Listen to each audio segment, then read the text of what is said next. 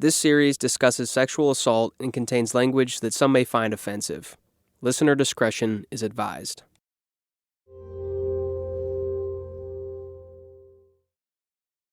After I had been working on this podcast for months, there was one person who I really needed to get in touch with, but was unsuccessful in reaching.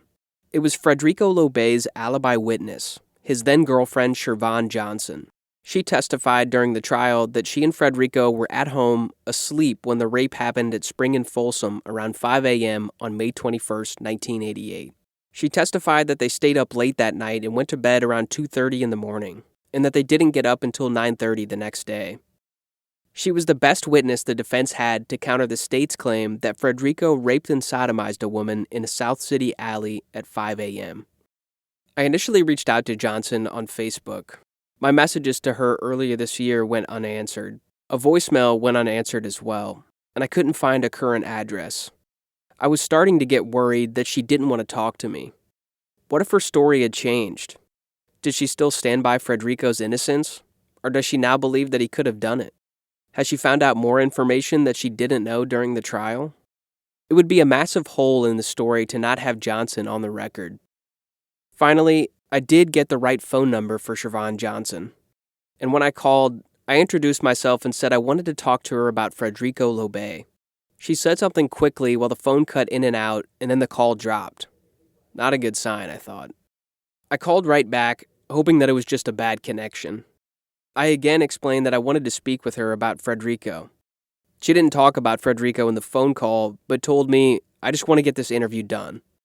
I had no idea what she meant by that, but I didn't ask in the phone call. I figured it would be better to save my questions for the actual interview. A few days later, I drove down a road lined with old brick homes in a South St. Louis neighborhood. It was gloomy out that morning. The ground was still wet from a recent rain.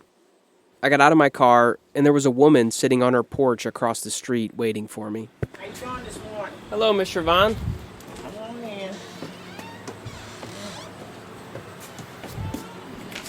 As I was setting up the microphones at her dining room table, she cut to the chase. And this I know he didn't do. You still believe that he didn't do it? I know he didn't do it. We were together when they talking about it went down. We were together, and it's no lie. Nothing my story is not going to ever change because it's the truth.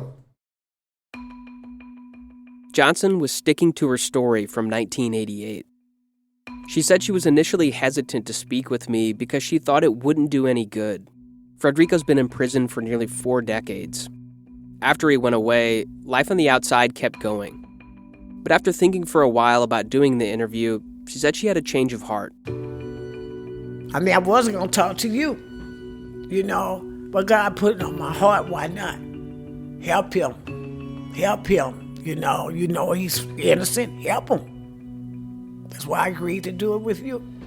Because I wash my hands. I mean, I ain't never see him again anyway. Then I said, no. I prayed to God and, okay, I'm going to meet with him. Our interview surfaced old wounds that have never fully healed. Fell in love with my child. Took her as his own. How many people do that? Not many, Not many.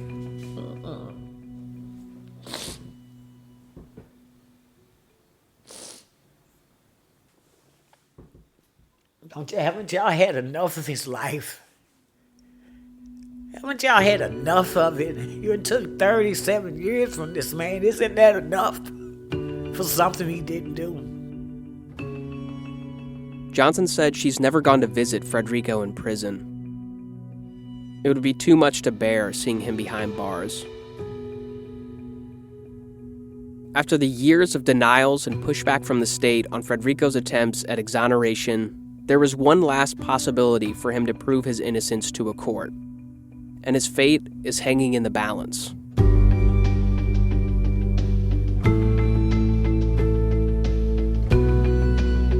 From First Alert 4, I'm Matt Woods, and this is Burden of Proof, one man's fight to show he's innocent. This is a true story about how difficult it is to prove actual innocence after a jury has declared you guilty.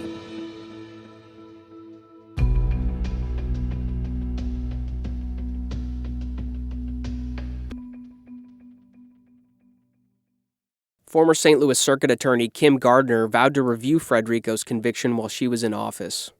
She was first elected circuit attorney in 2016. Before she won the election, one of her supporters, Jamala Rogers, told her about the Fredrico Lowe-Bey case. No, I brought it to her attention even before she won. Because our organization worked on that case, and I said, here's a case that we would like for you to look at when you become prosecutor. Rogers told me Gardner expressed interest in reopening the investigation in Fredrico's case. But it never gained traction. Gardner resigned in 2023 amid turmoil at the circuit attorney's office. In February of that year, months before her resignation, the office got one wrongful conviction overturned. It was Lamar Johnson, who spent 28 years in prison for a murder he didn't do. A judge set aside his conviction. After 28 years in prison, Lamar Johnson walks free. A St. Louis judge orders his release, declaring him innocent. Fredrico Lowe-Bey's case, though, never got the movement that Rogers and Centurion Ministries were seeking from Gardner. After her resignation, the governor chose Gardner's replacement to fill the job at least until the next election. His choice was Gabe Gore, a former federal prosecutor who went into private practice. Gore ran in the next election and is now serving his first full term as circuit attorney. In May of 2024, the office announced it had Fredrico's case under review.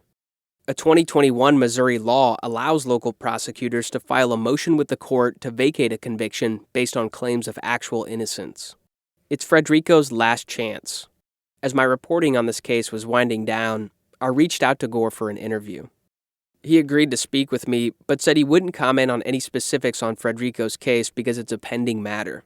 But he would talk to me about the conviction review process in the circuit attorney's office. I have not read deeply into the Fredrico Lowe-Bey case yet. I did have a meeting with his attorneys where they shared kind of their overview of the matter with me, but I haven't delved deeply into it. So I don't, I'm not prepared to speak, nor would I speak to the specific facts of the case. We don't talk about pending investigations. That's a long-standing policy of the office.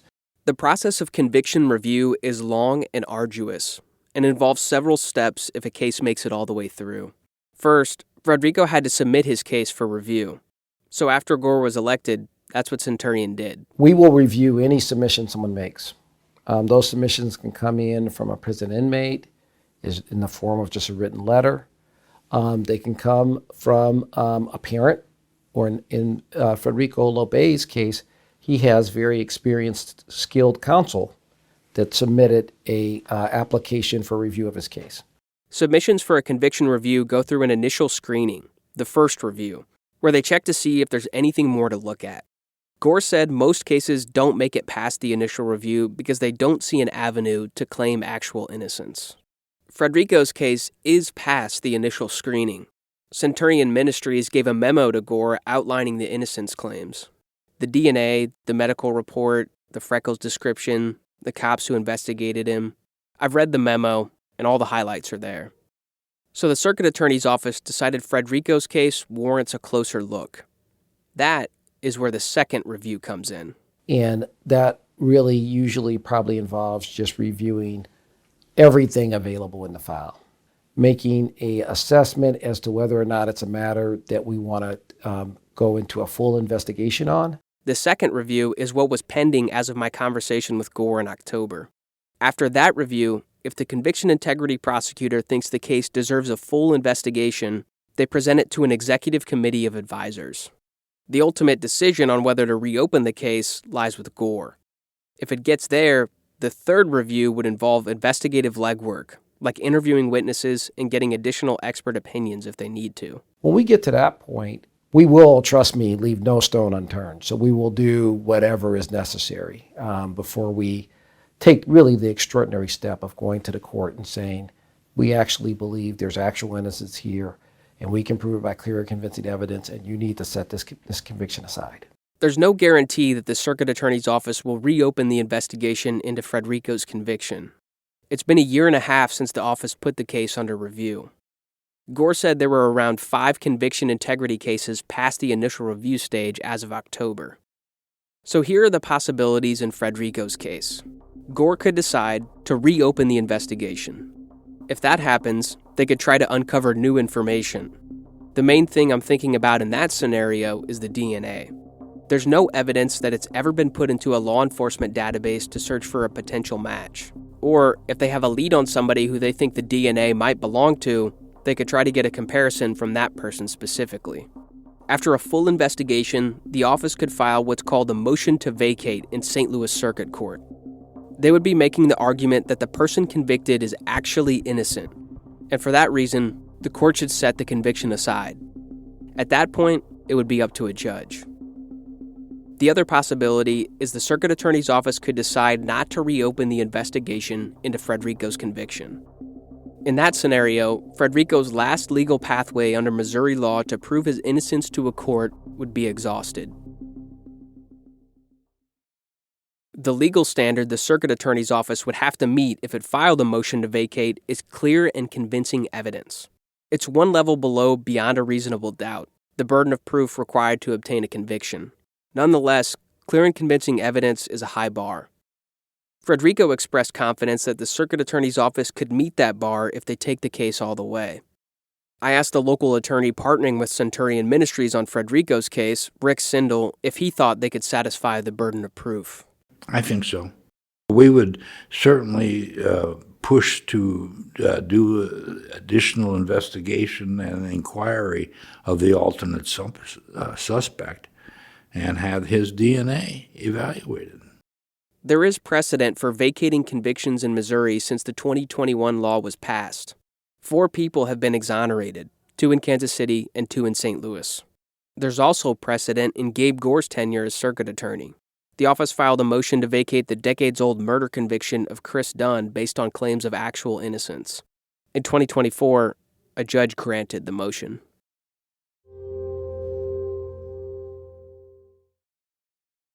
I know this ain't gonna come work overnight, but we getting close to it. We getting close to, you involved. That's one thing. I haven't seen that. And, people do want to interview people. That's a good thing, because then nobody interviewed nobody. They just, bam, convicted and gone. That's Tony Atkins, a close friend of Fredrico's who stood by him all these years.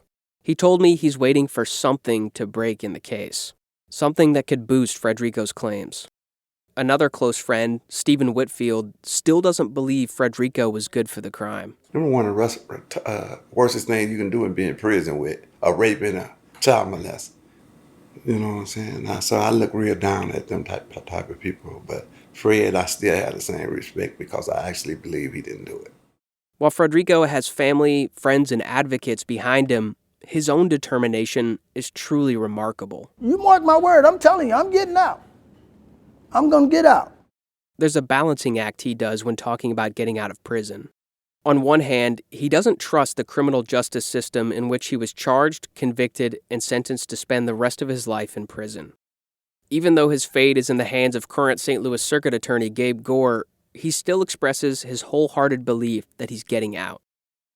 But at the end of the day, he has to face the possibility of him being carried out of the Missouri Department of Corrections in a coffin rather than walking out a free man. Have you thought about the likelihood that you're going to die in prison? Yes. Yes. Most definitely yes. Do you think that's the most likely outcome? I'm not afraid of dying. I ain't afraid of dying. Death is no enemy to man. But if I got to go, I got to go. But if I got breath in my body to fight, St. Louis Circuit Attorney ought to stand up and put his feet down. There was one person who didn't hold much credence to Fredrico's claims of innocence. That's Reuben Hammond, one of the patrolmen who investigated him in 1988. Not really. I mean, there again, we're not there when a crime happens. And I don't know how many other people in the penitentiary said, I didn't do what I'm in here for. I spoke to someone who was successfully exonerated after a wrongful conviction that remained intact for 24 years. His name's Daryl Burton, and he also had Centurion Ministries behind his case. I think it's still a somewhat common thought that everybody in prison claims they're innocent. So I asked Burton what he thought about that. That's another what you call a misnomer. That's, some misdirected information. As they say, fake news, right? Everybody claim that when they get arrested, I'm innocent. But once they get to prison, Prisoners don't want to hear that. Bobby Bostic spent 26 years behind bars, including a few years at the same prison as Fredrico. He remembered Fredrico as the jailhouse lawyer that he once looked up to. And now that I'm out here, I can never forget him or the other guys I left behind. The passion in his voice convinced me that he is innocent, that they got the wrong person. That's how his plea to me came across. And that's what made me want to say, maybe this deserves a second chance to be looked at. Burton doesn't know Fredrico personally, but he advocates for him from the outside because he believes in Centurion's mission to free people from prison it believes are innocent. What they said to me, and I know the same thing they said to Fredrico, when we take your case, we're going to stay on your case till we, one, prove that you're innocent, or, God forbid, you should die in prison, natural causes, or whatever case may be. But they stick with you until they get you set free. And that's their motto. It was 2008 when Burton was exonerated. 24 years of his life passed him by, so he knows how it feels trying to prove your innocence from behind bars. Every minute counts, and that's what he's thinking. You know, when he have you on the phone, he's thinking tick, tick, tick, tick, tick, tick. Every minute count, Matt. We trying to get me out. Another thing Burton can speak to is just how difficult it is to prove you're innocent after you've been convicted by a jury of your peers. At one point, a court ruled that they believed Burton was in fact wrongfully convicted and innocent, but that due to a law passed in the 90s, the federal court was unable to do anything about it. They said in that opinion, not only that they believe Missouri convicted an innocent man, but they said due to impediments erected by courts and by Congress, this court cannot go into the merits of the claims of Darrell Burton's innocence. That's what they used. They used that law to deny me habeas corpus relief. So the court went as far to say that the state prosecuted the wrong guy, but it wasn't enough at the time to get Burton out of prison. Fredrico has encountered hurdles of his own. The state pushing back every time he made an effort to prove he was innocent. A judge denying his release despite the DNA not matching him. A critical piece of evidence not being discovered until years after the DNA decision. And former circuit attorney Kim Gardner vowing to review the case but never making any progress. What Fredrico does have going for him is advocacy. He's got a longtime criminal defense attorney in Rick Sindel. And he's got a community advocate in someone like Jamala Rogers, who has stuck with him since he first reached out to her in 1989. When you have a case of injustice, there is somebody that's going to do the due diligence and find something. And what I'm thinking right now is that we have enough for the review to conclude that this is a case that needs to end. When I first met attorney Rick Sindel, I asked him if he thought there was rock-solid evidence of Fredrico's innocence. His response to that was, "I'm waiting to see." During our interview a couple months later, I asked him what exactly he meant by that. I don't think we have anything that clearly says he couldn't be the person. We just have a lot of reasons to doubt the validity of the conviction. Most of what we'd be looking for is the DNA that the actual rapist clearly left at the scene, and we don't quite have that. So maybe there's not a smoking gun, but he's still saying there's a lot of smoke. I did believe and still do believe that the verdict in this particular case was significantly flawed. The medical record that we finally uncovered was significant and it was never really explored at all, either at trial or in depositions. So those were things that I think would have been appropriate. After months of reporting and reading the case file and talking to dozens of people, I want to go through what we know for certain and what is still unanswered in the case of Fredrico Lowe-Bey. Here's what we know for certain. 1. The DNA recovered from the vaginal swab and underwear of the victim does not belong to Fredrico Lowe-Bey. It also does not belong to the victim's then-boyfriend or another man she named later on. 2. The medical report states the victim told the doctor directly after the rape that her last intercourse before the crime was 2 weeks prior. The police department criminalist and attending doctor both testified at trial, but the note about her last intercourse is mentioned nowhere in the trial transcripts. 3. The investigating officers, Reuben Hammond and James Long, were not trained sex crimes detectives in 1988, but they were the ones who conducted the investigation into the rape near Spring and Folsom and obtained the identification of Fredrico Lowe-Bey from the victim. 4. Fredrico was known to the officers because of prior arrests and an internal affairs complaint he filed against them the year before. One of the arrests was for drug possession, which Fredrico was acquitted of a month before the rape charges, investigated by the same officers. The internal affairs complaint, as well as a federal civil rights lawsuit, ended in favor of the officers. 5. Officer James Long testified the day before the trial began that the victim described the rapist in a phone call as light-complected with freckles. There was no mention of freckles anywhere in the police report. In 2007, the victim testified that she remembered Fredrico Lowe-Bey as being, quote, light-skinned with freckles. I hated that. It was scary to me, end quote. 6. The state has combated every effort to exonerate Fredrico. The request for DNA testing in 2001, the motion for release in 2007 based on the DNA not matching him, the petition for habeas corpus relief in 2014, the request for additional DNA testing of the victim's dress in 2015, as well as the request to put the unidentified sperm DNA into a law enforcement database to search for a match. 7. No one else has ever been arrested or charged in the rape, and police never identified the suspect vehicle. 8. The victim never formally recanted on her identification of Fredrico Lowe-Bey as the man who raped her. She was the only eyewitness of the crime, and she died in 2018. And here are some things we still don't know. 1. Whose DNA was collected from the vaginal swab and the underwear? 2. Why did the clear copy of the medical report not come to light until 2014, 26 years after Fredrico's conviction? 3. Why were 2 patrolmen who had a complaint lodged against them by the main suspect allowed to do the full investigation into this rape? Those are some of the main reasons that this case is frustrating.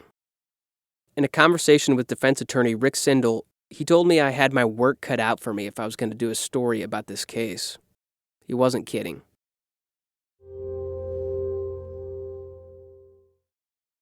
There have been more than 3,600 exonerations in the U.S. from 1989 through 2024, according to the National Registry of Exonerations.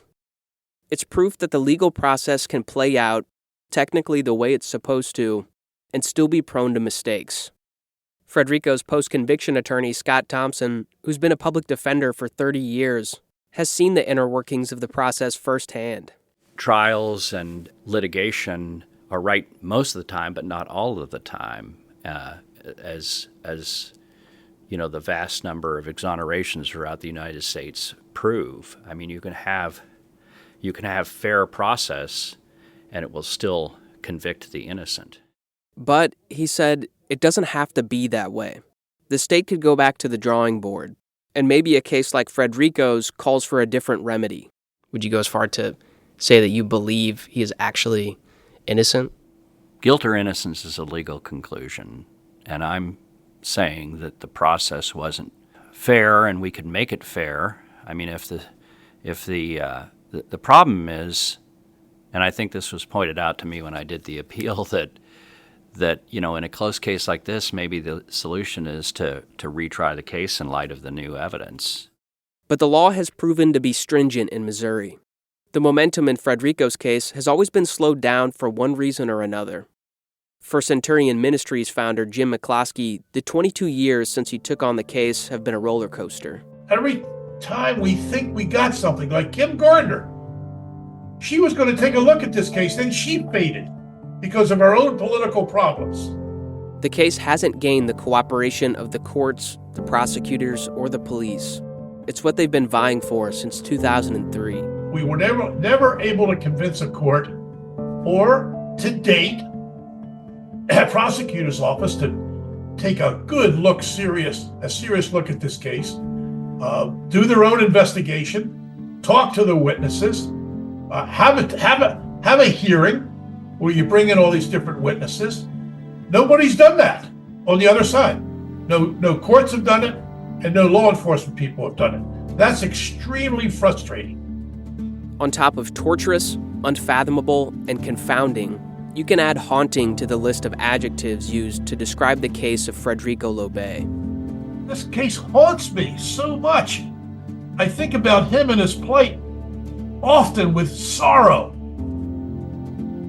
You know, Fredrico calls me, and you know, when he calls, I feel heavy, I'm pained, I'm in anguish because he's an innocent man and he's fighting and fighting. He never gives up. None of us give up. When I spoke with Circuit Attorney Gabe Gore, he touted the office's Conviction Integrity Unit as helping build trust in the community.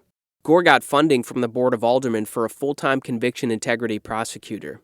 The position is currently held by Rachel Morgan. The Circuit Attorney's website says she's an Army veteran and an experienced prosecutor.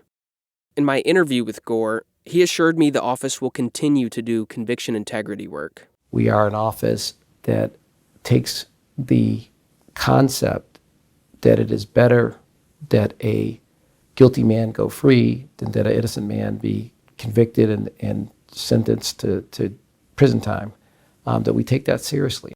That trust is hard for Fredrico because he sees the system that convicted him as rotten, corrupt. His doubt is from personal experience. What he claims is an illegal conviction. As he talked to me inside the Bonne Terre, Missouri prison, his body showed signs of aging. Physically, his face is no longer free of wrinkles like his youthful 20s. His head no longer covered with natural curly hair. The 64-year-old man doesn't have time on his side like he once did. No matter, according to him, the fight goes on. I ain't never thought about giving up. You have went through every single legal remedy that is available to you under Missouri and United States law, and you've been denied at every turn. I've been denied every turn. But now I'm where Mr. Gore at. Maybe Mr. Gore can give me that benefit of the doubt that I need. Because guess what? At the end of the day, he ain't gonna sleep well. He's not gonna sleep well. The reason why I say he's not gonna sleep well is because I'm a believer. I believe. You still have hope? I believe. I believe in Allah. Allah is my greatest. That's my greatest hope. Outside the walls of that maximum security prison in rural southeast Missouri, there are other people trying to keep the faith alive. Shervon Johnson has a plea for those in power. Somebody please listen. Somebody please go back through whatever paperwork you have. Somebody help this young man, because this man ain't did this. He didn't do it. You know, please help him. 37 years is enough. Y'all taking 37 years of his life. Let him go. After an emotional interview with Johnson that cloudy September morning, I got in my car and thought about everything that she had said. As I was driving back to the station, the conviction in her voice stayed with me. She remained convinced that Fredrico was put in prison for a crime he did not commit. During my drive, the gray clouds gave way to the sun. Suddenly, the day was filled with warmth instead of rain. I thought the change compared closely with how Johnson started telling a story riddled with grief, but ended with a message of faith. I believe with all my heart and soul, he's gonna prevail. One day, he's coming up out of that jail. I don't know when, I don't know how, but he's coming up out of that jail. The state of Missouri knows Fredrico Lowe-Bey as inmate 153571. He's been trying to convince the world for more than 13,000 days that he's more than that number. The evidence is now out there for the public to reckon with, albeit messy and complicated. It's not my job to tell you what to think or give you my opinion. The natural question I've been asked many times is, what do I think about Fredrico Lowe-Bey's guilt or innocence? It's a very fair question, but I'm not going to tell you. I'll let you sit with the facts and the context from everyone involved who agreed to go on the record for this story. What I can say is that I'll keep asking questions because the last chapter of this story hasn't been written. So this is what my next burning question will be after the Circuit Attorney's Office takes a hard look at the case file of Fredrico Lowe-Bey. Now that you've seen what I've seen, do you believe there's an innocent man spending his life in a Missouri prison?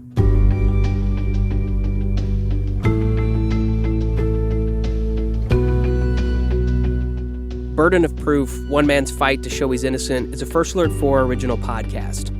It's produced and voiced by me, Matt Woods. If you want to see extended interviews, you can find them on our YouTube channel under the playlist for this podcast. If you know something about this case, please reach out to me. You can email matthew.woods@kmov.com, 2 T's on the first name, or call my desk at 314-444-6327. If you listen to this series on Spotify or Apple Podcasts, please help us reach more people by rating the podcast. Thanks for listening.